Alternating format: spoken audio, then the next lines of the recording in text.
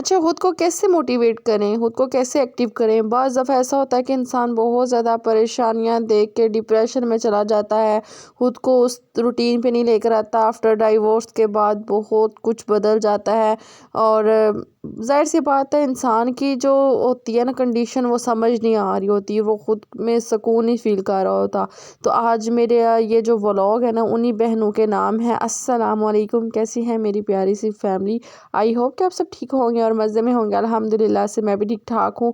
तो मैं जा रही हूँ अपने मायके और तकरीबन मुझे कह लें कि 3 हफ़्ते से ज़्यादा हो चुके हैं, मैं अपने मायके चक्कर नहीं था लगाया। तो बहुत ज़्यादा मायूसी थी, बहुत ज़्यादा दिल में बोझ था कि अब्बू से दिल उदास हुआ हुआ था, बच्चों से दिल उदास हुआ हुआ था।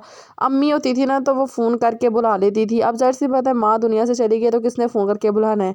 भाभियाँ, भाई अपने घरों में बिज़ी हो जाते हैं, अपनी लाइफ़ में बिज़ी हो जाते हैं। तो एक अब्बू हैं, वो भी मेरे ख़्याल में बहुत ज़्यादा बिज़ी हो गए हैं अपनी लाइफ़ में, जिसकी वज़ह से वो बहुत कम अभी जो है ना अपनी बेटी को बुलाते हैं या बात करते हैं। सो इसलिए मैं ना बस अपने घर में अल्हम्दुलिल्लाह से खुश हूँ, मुझे अपने घर में अल्लाह पाक खुश रखे।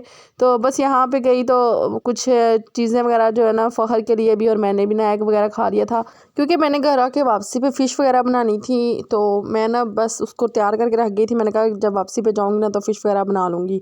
तो बस यहाँ पे गपशप लग रही थी, अब्बू घर नहीं थे, फिर कॉल करके अब्बू को घर बुलाया था।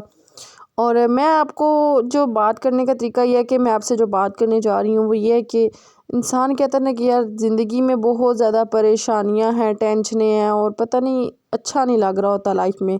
तो उन्हीं के लिए मैं ये व्लॉग लेकर आई हूँ कि ये ज़िंदगी का सफ़र कुछ इस तरह से है कि अच्छा वक़्त भी आता है और बुरा वक़्त भी आता है। आप मेरी ये बात हमेशा याद रखना कि ये वक़्त भी गुज़र जाएगा। अगर आपके पास ये थोड़ा सा बुरा टाइम है, अगर ये नहीं गुज़रा तो उसको भी गुजार ले। अनिया, कहाँ हाल है आपका? क्या हाल है आपका? क्या आपको डिम्पल भी पड़ता है? आपको डिम्पल भी पड़ता है? कितना पता, आप तो पाले शाले बेबी हो ना। हाँ जी, आप बहुत प्यारे बेबी हो। हाँ जी, जल्दी से बल्ले हो जो, माले घर आ जाना भाग के। हाँ, ये गुड्डा था हमारा। हाँ जी, हाँ जी। पापा किसका टिकट करेंगे? यहाँ पे ना मुझे थोड़ा सा रुला दिया था और मैं थोड़ी इमोशनल हो गई थी क्योंकि मेरा बेटा ना काफ़ी टाइम से यही कहता है, मम्मा मेरी बहन कब आएगी, मेरा भाई कब आएगा। सो वो ना मुझे थोड़ा सा दिल में ना इमोशनल हो गई थी। वो पारी वगैरह कर रहा था, उसको उठा रहा था। तो माशाल्लाह से अभी मैं बस वापस घर जा रही थी और मैंने ना आपको दिखाया है माशाल्लाह, ये माशाल्लाह आपने ज़रूर बोला, ये गुड्डा है हमारा प्यारा सा। तो ईसा ना ये तकरीबन जिस दिन मेरी बेटी थी ना उसके एक दिन बाद ये पैदा हुआ था। तो मेरी बेटी बस अल्लाह ताला के पास चली गई और इसको अल्लाह ताला लंबी ज़िंदगी सेहत दे, आमीन सुम्मा आमीन। तो जी, पुप्पो आपसे दाश हो गई थी ना, था आपको? हम जा रहे हैं घर, हम घर जा रहे हैं। तो मैं आप लोगों को बातें वगैरह बता रही थी कि ज़िंदगी का सफ़र जब शुरू करना हो ना तो बस आप पीछे का टाइम जितना भी आपका होता है ना पास्ट, उसको भूल जाया करें और नेक्स्ट देखा करें कि आपकी ज़िंदगी में क्या होने वाला है। यार अच्छा अच्छा सोचा करें, अच्छा ही होगा आपकी ज़िंदगी में, क्योंकि जो पीछे चला जाता है वक़्त वो फिर आप उससे सीखते हैं, उससे आपकी ने जो कुछ सीखा होता है, किया होता है, वो ज़ाहिर सी बात है। अब मुझे नहीं था पता, किसी बात का नहीं था पता, जो मुझे इतना पता है कि ज़िंदगी ने बहुत कुछ सिखा दिया, हर छोटी से छोटी चीज़ मुझे सिखा दिया कि ज़िंदगी का ये जो टाइम है ना ये गुजर ही जाता है एक ना एक दिन। और कभी भी ऐसे रिश्तों पे ट्रस्ट ना किया करें जो आपको वाकई में बहुत धोखा दे देते हैं और उन रिश्तों को अपनी ज़िंदगी से निकाल दें। मैं समझती हूँ अगर आप ज़िंदगी में खुश रहना चाहते हैं ना तो जो बंदा आपको बार बार दुख दे रहा है, इन रिश्तों को आप अपनी ज़िंदगी से निकाल के बाहर फेंक के, क्योंकि इन्होंने ही तो आपका सुकून हराम किया होता है। ठीक है, तो बस मैं यही बोलूँगी। और दूसरी मैं आपको बताती चलूँ कि अपनी लाइफ में जितनी भी आपकी कोई बातें वगैरह हैं या कोई आपने राज रखने हुए हैं